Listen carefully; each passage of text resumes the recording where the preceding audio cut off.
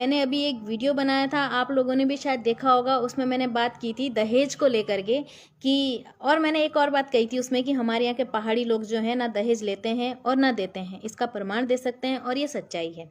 किसी ने मेरे फेसबुक अकाउंट पर इस बात को लेके कमेंट किया कि पहाड़ी लोग दहेज लेते नहीं हैं। आपने सही कहा, लेकिन पहाड़ी लोग दहेज देते भी नहीं हैं। लेकिन जो पहाड़ी लोग हैं वो पैसा खाते हैं, मतलब पैसा लेते हैं बेटी की शादी कराने के लिए, और इसके बहुत सारे एग्जाम्पल है। तो मैंने पहले अभी उनको जवाब भी दिया हुआ है कि आप वो एग्जाम्पल्स बताइए, आप वो सारी चीज़ें मुझे बताइए कि भाई पहाड़ियों संभल जाओ, आप लोगों की इज्जत खतरे में है। ये सब पहाड़ी भाइयों के लिए मैं आज बात रख रही हूँ कि संभल जाओ, आपकी इज्जत खतरे में है। एक व्यक्ति ने ये उंगली उठाई है कि पहाड़ की जो माता पिता हैं वो दहेज लेते हैं अपनी बेटी की शादी कराने के लिए। ऐसी बात कही है उस व्यक्ति ने। इसका मतलब आपको बदनाम किया जा रहा है, आपके बारे में ये बोला जा रहा है कि आप जो अपनी बेटी के ऊपर कैश पैसा लेते हैं फिर आप अपनी बेटी की शादी कराते हैं। ये बात हो ना हो, जहाँ तक जितना मुझे लगता है वो इस वजह से कही गई है कि ये लोग जो प्लेन साइड से हमारे यहाँ रिश्ता लेकर के आते हैं ना पहाड़ की तरफ, तो इनका कोई ना कोई बिचौलिया होता है जो हमारे घर तक आता है। जब वो बिचौलिया बीच में से शादी कराता है तो वो पैसे खाता है। इस बात को लेकर के इन्होंने ये बना दिया कि हम जो हैं पहाड़ी लोग जो हैं हम पैसा खाते हैं, हम दहेज लेते हैं।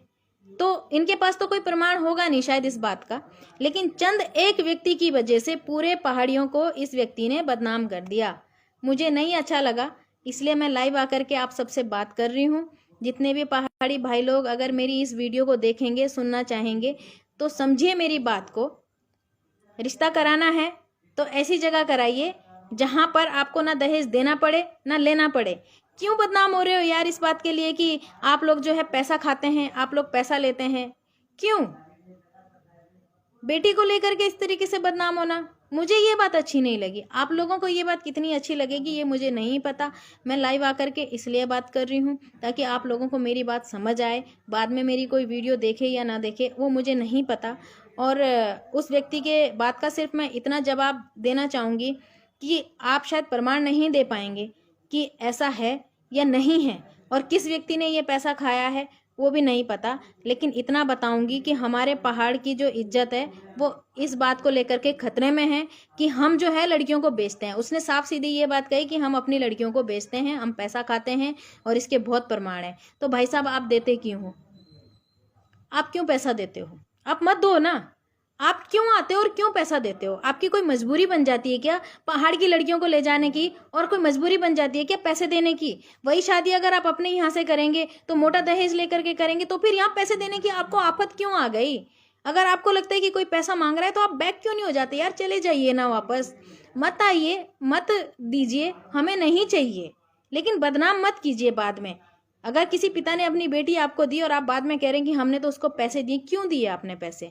आप लड़की खरीदने आए थे क्या? नहीं ना, आप तो बहू ले जाने आए थे, तो पैसे क्यों दिए?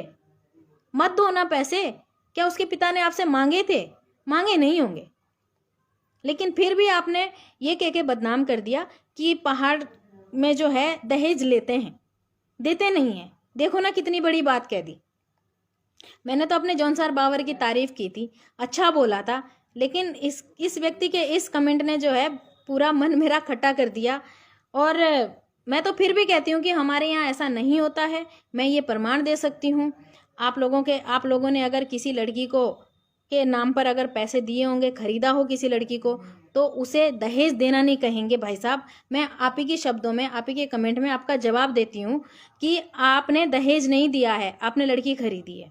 आप लड़की को खरीदने आए थे इसलिए आपने पैसे दिए।